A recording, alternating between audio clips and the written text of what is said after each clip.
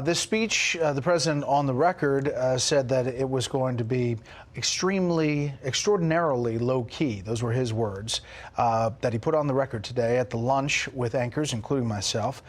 John Roberts is reporting tonight that the president will announce that he is awarding the Presidential Medal of Freedom to Rush Limbaugh during tonight's State of the Union speech. We also understand that Rush Limbaugh may be in attendance tonight. The radio talk show host, of course, announcing this week that he's fighting advanced lung cancer.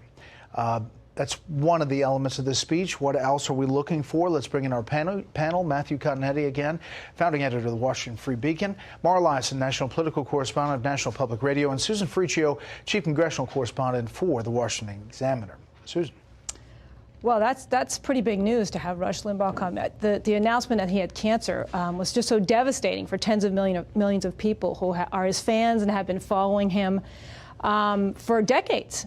And he kind of defined the conservative movement after Ronald Reagan. So he's just a big figure in the conservative movement. So the president will really be reaching a lot of his base by making this announcement so soon after we heard this terrible news about Rush Limbaugh. I think that's... Limbaugh, obviously a huge supporter of the president and has always had his back, even in the most controversial of times. That's right. Now, he's not, not everybody has supported the president, but amongst the conservatives, because we know we have the Never Trump movement, he pretty much stayed on board with him, even while he was running and there were other candidates in the race till now. He has been a staunch supporter and a defender of him during this whole impeachment process. Mara, the other thing that usually State of the Unions are a laundry list of things to do. Last year, this speech was structured a little differently. It kind of wove a lot of stories in there. The president, I think, will use it to tout accomplishments that he sees ahead of this election. Look, this is like a curtain raiser for his re-election campaign. It's not a rally.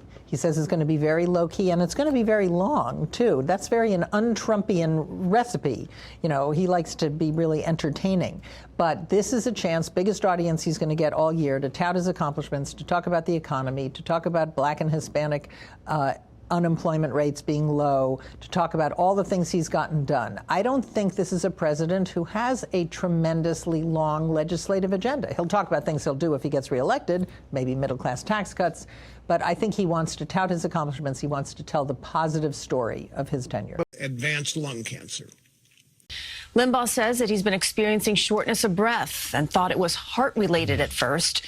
He says he does still intend to work as much as possible. I wish I didn't have to tell you this, and I thought about not telling anybody. I thought about trying to do this without anybody knowing, because I don't like making things about me. But there are going to be days that I'm not going to be able to be here because I'm undergoing treatment or I'm reacting to treatment. Limbaugh says he has a great team of doctors assembled and will figure out in the coming days when he will return. Limbaugh has been hosting the Rush Limbaugh Show in national syndication for 31 years. He's a Republican Party icon and a close ally of President Trump. To Rush and his wife Catherine during what is certainly an uncertain time.